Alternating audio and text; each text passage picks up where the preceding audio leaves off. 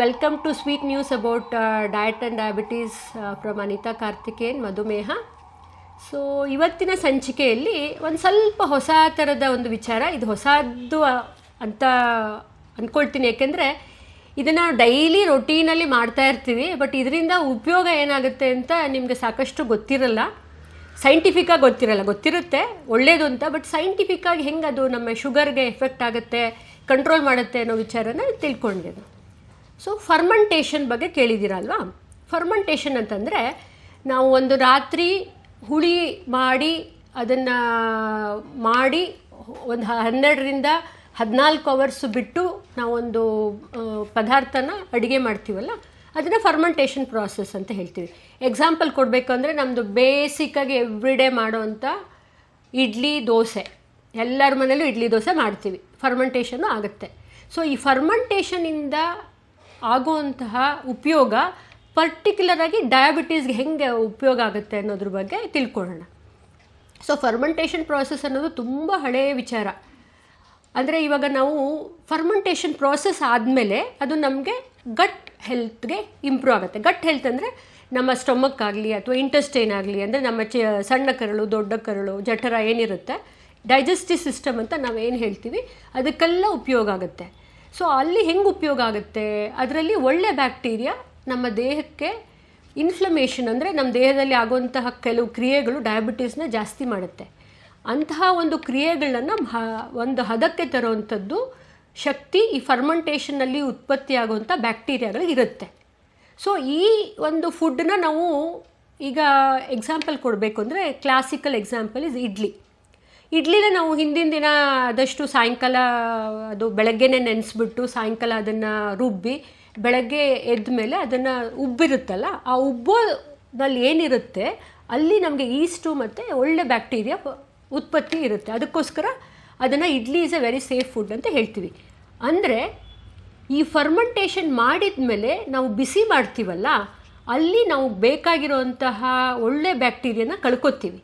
So ಹಾಗಾಗಿ ನಮಗೆ idli dosa fermentation ಆದರೂ ಕೂಡ ನಮ್ಮ ದೇಹಕ್ಕೆ ಅದು ಅಷ್ಟು ಬೆನಿಫಿಷಿಯಲ್ ಅಲ್ಲ.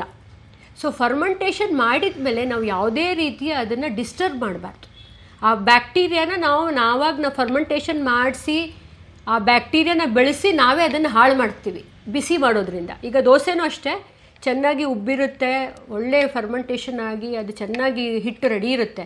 ಅದನ್ನು ದೋಸೆ ಹಾಕಿದಾಗ ಅದರಲ್ಲಿರೋ ಬ್ಯಾಕ್ಟೀರಿಯಾ ಹಾಳಾಗುತ್ತೆ. ಸೊ ಅವಾಗ ನಮಗೆ ಆ ಫುಡ್ ಪ್ರಾಡಕ್ಟ್ ತೊಗೊಂಡ್ರೂ ಕೂಡ ಅದರದ್ದು ಎಫೆಕ್ಟು ಗಟ್ಟಿಗೆ ಇರಲ್ಲ, ವೇಸ್ಟ್ ಆಗುತ್ತೆ. ಸೊ ಹಾಗಾಗಿ ಫರ್ಮೆಂಟೇಷನ್ ಮಾಡೋಂಥ ಇದು ನಮ್ಮ ಡಯಾಬಿಟೀಸ್ಗೆ ಒಳ್ಳೆಯದಾದರೂ ಕೂಡ ನಾವು ಅದನ್ನು ಕಮ್ಮಿ ಮಾಡ್ಕೊಳ್ಳೋಂಥ, ಅದನ್ನು ಒಳ್ಳೆ ಮಾಡೋವಂಥ ಕೆಲವು ಫುಡ್ಡಿನ ಪ್ರಾಡಕ್ಟ್ ಲಿಸ್ಟನ್ನ ನಾನು ನಿಮ್ಗೆ ಹೇಳ್ತೀನಿ. ಅದನ್ನು ನೀವು ಆದಷ್ಟು ನಿಮಗೆ ಅದನ್ನು ನೀವು ತೊಗೊಳ್ಳೋದ್ರಿಂದ ಮೇಯ್ನಾಗಿ ಫಾಸ್ಟಿಂಗ್ ಶುಗರ್ ಕಂಟ್ರೋಲ್ ಆಗುತ್ತೆ. ಅದು ಕೆಲವು ಎಕ್ಸಾಂಪಲ್ ಹೇಳಬೇಕು ಅಂದರೆ, ಫಾಸ್ಟಿಂಗ್ ಶುಗರ್ ಆ್ಯಂಡ್ ಫರ್ಮೆಂಟೇಷನ್ ಹೇಳಬೇಕು ಅಂತಂದರೆ, ನಮ್ಮ ದಿನನಿತ್ಯದಲ್ಲಿ ಯೂಸ್ ಮಾಡೋವಂಥ ಮೊಸರು, ಯೋಗರ್ಟ್ ಅಂತ ಇಂಗ್ಲೀಷ್ನಲ್ಲಿ ಹೇಳ್ತೀವಿ ನಾವು.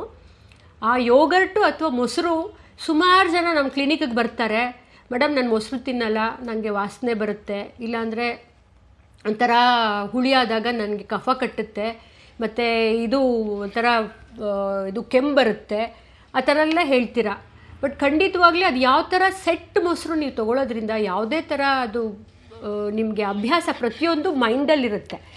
ಆ ಮೈಂಡನ್ನು ಏನು ಮಾಡ್ತೀರಾ ನೀವು, ಅದಕ್ಕೆ ಫಿಕ್ಸ್ ಮಾಡ್ಕೊಂಬಿಟ್ಟಿರ್ತೀರ, ಅದ್ರ ಪ್ರಯತ್ನ ಪಡೋಕ್ಕೆ ಹೋಗೋಲ್ಲ. ಯಾವಾಗಲೂ ಯಾವುದೋ ಇದ್ರ ರೀತಿಯಲ್ಲಿ ನಿಮಗೆ ಕರಡು ತಿಂದಾಗ, ಏನೋ ಹುಳಿ ಮೊಸರು ತಿಂದಾಗ, ಫ್ರಿಡ್ಜಿಂದ ತೆಗೆದು ತಿಂದಾಗ ಏನೋ ಒಂಚೂರು ಪ್ರಾಬ್ಲಮ್ ಆಗಿರುತ್ತೆ. ಬಟ್ ಅದನ್ನೇ ನೀವು ಕಂಟಿನ್ಯೂ ಮಾಡಿ ಅದನ್ನು ತೊಗೊಳ್ಳೋದೇ ಬಿಟ್ಬಿಡ್ತೀರ. ದಯವಿಟ್ಟು ಅದು ಮಾಡಬೇಡಿ. ಖಂಡಿತ ಲೋ ಫ್ಯಾಟು ಸೆಟ್ ಕರ್ಡ್, ಅಂದರೆ ನಿಮಗೆ 6 ಅವರ್ಸು ಫರ್ಮೆಂಟೇಷನ್ ಮಾಡಿರೋಂಥ ಮನೆ ಮೊಸರು ನೀವು ಖಂಡಿತವಾಗ್ಲಿ ಕಂಟಿನ್ಯೂಸ್ ಆಗಿ ನೀವು ಉಪಯೋಗಿಸೋದ್ರಿಂದ ನಿಮಗೆ ಫಾಸ್ಟಿಂಗ್ ಶುಗರ್ ಕಂಟ್ರೋಲ್ ಆಗುತ್ತೆ. ನಾನಿದು ಬರೀ ನನ್ನ ಒಂದು ಎಕ್ಸ್ಪೀರಿಯನ್ಸಲ್ಲಿ ಹೇಳ್ತಾ ಇಲ್ಲ, ಇಟ್ ಈಸ್ ಸೈಂಟಿಫಿಕ್ ಎವಿಡೆನ್ಸ್ ಏನಿರುತ್ತೆ ಅದ್ರ ಬಗ್ಗೆ ನಾನು ರಿಸರ್ಚ್ ಮಾಡಿ ಹೇಳ್ತಾ ಇರೋಂಥ ಇದು ವಿಚಾರ. ದಯವಿಟ್ಟು ಫ್ರಿಡ್ಜಿಂದ ತೆಗೆದಿರೋ ಅಂತಹ ಮೊಸರಾಗಲಿ ತಕ್ಷಣ ತೊಗೋಬೇಡಿ, ಮತ್ತು ಹುಳಿಯಾಗಿರೋ ಮೊಸರನ್ನ ತೊಗೋಬೇಡಿ. ಈಗ ನೀವು ಫ್ಯಾಟನ್ನು ತೆಗೆದು, ಅಂದರೆ ಹಾಲು ನಾವು ಕಾಯಿಸಿದಾಗ ಫ್ಯಾಟ್ ತೆಗೆದು ನಿಮ್ಮ ಹೆಪ್ಪು ಹಾಕಿ ರೆಡಿಯಾಗಿ ಒಂದು 10-12 ಗಂಟೆಗಳ ಕಾಲ ನೀವು ಅದನ್ನು ಹುಳಿಯಾಗಕ್ಕೆ ಬಿಟ್ಟು ಯೂಸ್ ಮಾಡೋಂಥ ಮೊಸರು ಖಂಡಿತವಾಗ್ಲೂ ನಿಮ್ಗೆ ಯಾವುದೇ ಥರ ಹಾನಿ ಮಾಡಲ್ಲ. And it is very safe to diabetes control also. ಈ ಯೋಗರ್ಟ್ನ ಕೇಳಿದ್ರೆ ಎಲ್ಲರೂ, ಸ್ವೀಟ್ ಯೋಗರ್ಟ್ನ ಖಂಡಿತವಾಗ್ಲೂ ನಾವು ಇಲ್ಲಿ ಮೇಡಮ್ ಯೋಗರ್ಟ್ ಅಂತ ಹೇಳಿದಾನೆ ಅಂತ ಹೇಳಿ ಫ್ಲೇವರ್ಡ್ ಯೂನಿಟ್ಸು ಅಥವಾ ಇದು ಸಕ್ಕರೆ ಹಾಕಿರೋದು ಅದಕ್ಕೆ ಸಕ್ಕರೆ ಹಾಕ್ಕೊಂಡು ತಿಂದರೆ ಪ್ರಯೋಜನ ಇಲ್ಲ, ಮತ್ತು ಅದು ನಿಮಗೆ ಡಯಾಬಿಟೀಸ್ನ ಜಾಸ್ತಿ ಮಾಡುತ್ತೆ. ಸೊ ಪ್ಲೇನ್ ಯೋಗರ್ಟ್ ಯೂಸ್ ಮಾಡಿ. ಆಮೇಲೆ ಕೆಲವು ಈ ಫೋರ್ಟಿಫೈಡ್ ಯೋಗರ್ಟ್ಸ್ ಬರುತ್ತೆ, ಅಂದರೆ ನ್ಯಾಚುರಲಾಗಿ ಇದು ಬ್ಯಾಕ್ಟೀರಿಯಾನ ಮಾಡಿ ಪ್ರೋಬಯೋಟಿಕ್ ಕರ್ಡ್ಸ್ ಅಂತ ಬರುತ್ತೆ. ಅದನ್ನು ಬೇಕಾದ್ರೆ ನೀವು ಲೈಕ್ ಹೇಳಬೇಕು ಅಂದರೆ ಯಾಕುಲ್ಟ್ ಅಂತ ಹೇಳ್ತೀವಿ ಅದು, ಆ ಥರ. ಆಮೇಲೆ ಅಕ್ಷಯ್ ಅವ್ರದ್ದು ಬರುತ್ತೆ, ಬಟರ್ ಮಿಲ್ಕ್ ಬರುತ್ತೆ, ಆ ಥರ ಸೇಫಾಗಿರೋದು ಬೇಕಾದರೆ ನೀವು ನಮ್ಮ ಕ್ಲಿನಿಕಿಗೆ ಬಂದಾಗ ನಮ್ಮ ಹತ್ರ ಸರ್ಟಿಫೈ ಮಾಡಿಸ್ಕೊಂಡು ಮೇಡಮ್ ಇದು ತೊಗೋಬೋದಾ ಅಂತ ನೀವು ನಮ್ಮ ಹತ್ರ ತೋರಿಸಿ ಮಾಡೋದ್ರಿಂದ ಅದು ನಿಮಗೆ ಹೆಲ್ಪ್ ಆಗುತ್ತೆ. ಕೆಲವೊಂದು ಸಲ ಇನ್ಫಾರ್ಮೇಷನ್ ನಾವು ಏನು ಕೊಟ್ಟಿರೋದು ಕಮ್ಯುನಿಕೇಷನ್ ಗ್ಯಾಪ್ ಆಗಿ ಬೇರೆ ಥರ ನೀವು ತೊಗೊಂಡು ಅದನ್ನು ಇದು ಮಾಡ್ಕೋಬೇಡಿ. ಇನ್ನೊಂದು ಕೆಫೀರ್ ಅಂತ ಹೇಳ್ತೀವಿ. ಕೆಫೀರ್ ಅಂತಂದರೆ it is a fermented milk, ಅಂದರೆ ನಾವು ಹಾಲನ್ನು ಫರ್ಮೆಂಟೇಷನ್ ಮಾಡಿಸಿ ಹುಳಿ ಮಾಡಿಸಿ ಗ್ರ್ಯಾನ್ಯೂಲ್ಸ್ ಥರ ಬರುತ್ತೆ, ಅಂದರೆ ಚಿಕ್ಕ ಚಿಕ್ಕ ಕಾಳುಗಳ ಥರ ಬರುತ್ತೆ, ಅದನ್ನು ಕೆಫೀರ್ ಅಂತ ಹೇಳ್ತೀವಿ. ಸೊ ಅದನ್ನು ಹೆಂಗೆ ಯೂಸ್ ಮಾಡೋದು, ಅದರಲ್ಲಿ ಕೂಡ ನಿಮಗೆ ಫಾಸ್ಟಿಂಗ್ ಬ್ಲಡ್ ಶುಗರು ಎಷ್ಟೋ ಜನಕ್ಕೆ HbA1c ಕೂಡ ಕಡಿಮೆ ಆಗಿರುತ್ತೆ. ಅಂದರೆ ಇದು ಆಲ್ ಸೈಂಟಿಫಿಕ್ ಎವಿಡೆನ್ಸ್ ಮೇಲೆ ನಾನು ಹೇಳ್ತಾ ಇರೋದು. ಅಗೇನ್ ಆ ಕೆಫೀರ್ನ ಹೆಂಗೆ ಯೂಸ್ ಮಾಡೋದು ಅಂತಲೂ ನೀವು ನೋಡಿಕೊಂಡು ಅದನ್ನು ಕರೆಕ್ಟ್ ಮಾಹಿತಿ ತಿಳ್ಕೊಂಡು ಅದನ್ನು ಖಂಡಿತವಾಗಲಿ ನಿಮ್ಮ ಊಟದಲ್ಲಿ ಅಳವಡಿಸ್ಕೊಂಡಾಗ ಈ HbA1c ಆಗಲಿ, ಫಾಸ್ಟಿಂಗ್ ಶುಗರ್ ಆಗಲಿ, PPBS ಆಗಲಿ ಕಂಟ್ರೋಲ್ ಆಗುತ್ತೆ. ಆಮೇಲೆ ಈ ಫರ್ಮೆಂಟೆಡ್ ವೆಜಿಟೇಬಲ್ಸ್ ಅಂದರೆ ತರಕಾರಿಗಳನ್ನ ಒಂದೊಂದು ಸಲ ನಾವು ಈಗ ಎಕ್ಸಾಂಪಲ್ ಕೊಡಬೇಕಂದ್ರೆ ಉಪ್ಪಿನಕಾಯಿ, ಎಷ್ಟೋ ಕಡೆ ಈ ನೆಲ್ಲಿಕಾಯ್ದು ಉಪ್ಪಿನಕಾಯಿ ಮತ್ತು ನಿಂಬೆಹಣ್ಣಿನ ಉಪ್ಪಿನಕಾಯಿ, ಕ್ಯಾರೆಟ್ಟು, ಹಾಗಲಕಾಯಿ, ಈ ಥರ ಉಪ್ಪಿನಕಾಯಿಗಳು ಸಿಗುತ್ತೆ.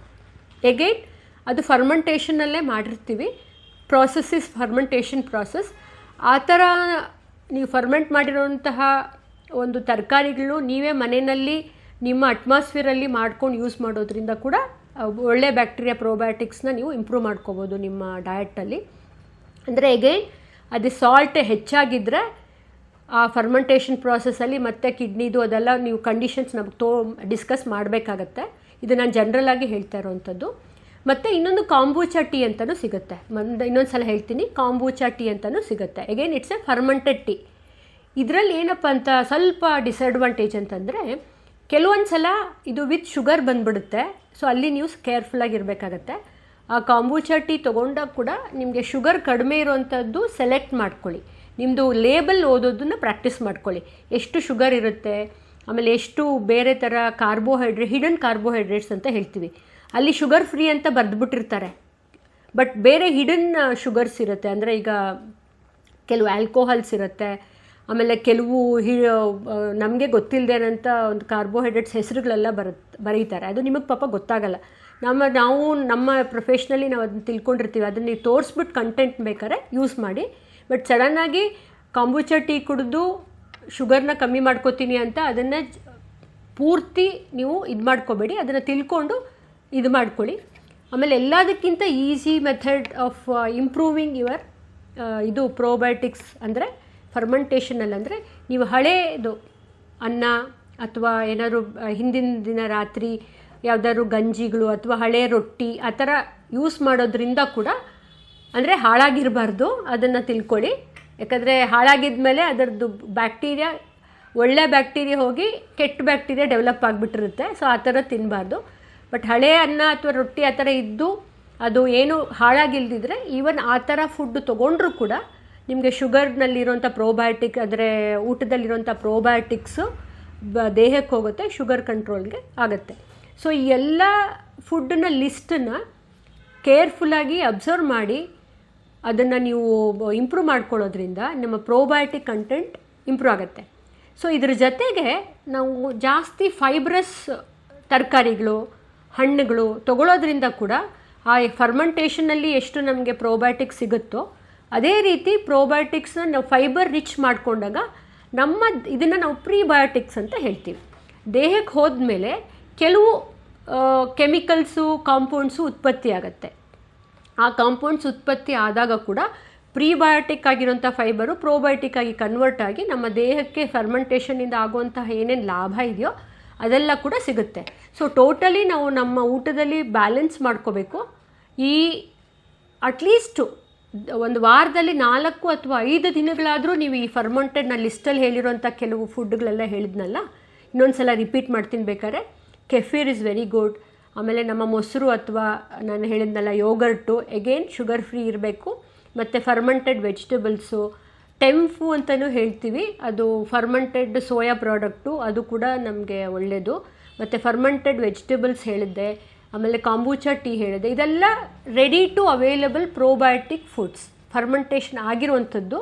ಸೊ ಇದನ್ನೆಲ್ಲ ನಮ್ಮ ಹತ್ರ ಬಂದು ಬೇಕಾದ್ರೆ ಸರ್ಟಿಫೈ ಮಾಡಿಕೊಂಡು ಎಷ್ಟು ತೊಗೋಬೇಕು ಅನ್ನೋದು ನೀವು ತಿಳ್ಕೊಂಡು ಖಂಡಿತ 3 to 4 days in a week ನೀವು ಡೈಲಿ ಅಳವಡಿಸ್ಕೊಳ್ಳೋದ್ರಿಂದ ಡಯಾಬಿಟೀಸ್ನ ಕಂಟ್ರೋಲ್ ತರ್ಬೋದು. ಅಂದರೆ ಒಂದು ಎಚ್ಚರಿಕೆ, ಇದನ್ನೇ ಮೆಡಿಸನ್ ಆಗಿ ಯೂಸ್ ಮಾಡಬೇಡಿ. ನಾನು ಇದರಲ್ಲೇ ಡಯಾಬಿಟೀಸ್ ಕಂಟ್ರೋಲ್ ಮಾಡ್ಕೊಂಬಿಡ್ತೀನಿ, ಮೆಡಿಸನ್ ಎಲ್ಲ ತೆಗಿತೀನಿ ಅನ್ನೋದು ದಯವಿಟ್ಟು ಆ ತಪ್ಪು ಮಾಡಬೇಡಿ. ನೀವು ಶುಗರ್ ಕಂಟ್ರೋಲ್ ಆಗ್ತಾ ಆಗ್ತಾ ಡಾಕ್ಟ್ರಸ್ಸೇ ನಿಮಗೆ HbA1c ನೀವು 6, 6.5 ಪ್ರೂವ್ ಮಾಡಿದರೆ ಖಂಡಿತ ಡಾಕ್ಟ್ರು ಒಂದು ಮಾತ್ರೆನ ಅರ್ಧ ಮಾಡ್ತಾರೆ, ಅರ್ಧ ಇರೋದು 1 ಟೈಮ್ ಮಾಡ್ತಾರೆ. ಇದನ್ನು ಮೆಡಿಸನ್ ಆಗಿ ಕನ್ವರ್ಟ್ ಮಾಡ್ಕೋಬೇಡಿ. ಯಾಕಂದರೆ ಇಲ್ಲಿ ನಾವು ಮಾಹಿತಿಗಳಿಗೆ ಈ ಥರ ಕೊಟ್ಟಿದ್ರೆ ನಿಮ್ಮ ಬೇರೆ ಥರ ಕಮ್ಯುನಿಕೇಟ್ ದಯವಿಟ್ಟು ಮಾಡ್ಕೋಬೇಡಿ. ಸೊ ಈ ಒಂದು ಫರ್ಮೆಂಟೇಷನ್ನ ನೀವು ನಿಮ್ಮ ಎವ್ರಿಡೇ ಪ್ರಾಸೆಸ್ಸಲ್ಲಿ ಮಾಡಿ ಅಡ್ವಾಂಟೇಜ್ ತೊಗೊಳ್ಳಿ, ಡಯಾಬಿಟೀಸ್ನ ಕಂಟ್ರೋಲ್ ಮಾಡ್ಕೊಳ್ಳಿ. ಹೋಪ್ ನಿಮಗೆ ಈ ವಿಚಾರ ಇಷ್ಟ ಆಗಿದೆ ಅಂತ ತಿಳ್ಕೊಂಡಿದ್ದೀನಿ. Thank you. ಆರೋಗ್ಯ ಮಾಹಿತಿಯ ಇಂಥ ಮತ್ತಷ್ಟು ವಿಡಿಯೋಗಳಿಗಾಗಿ Vishwavani health YouTube channel subscribe ಮಾಡಿ.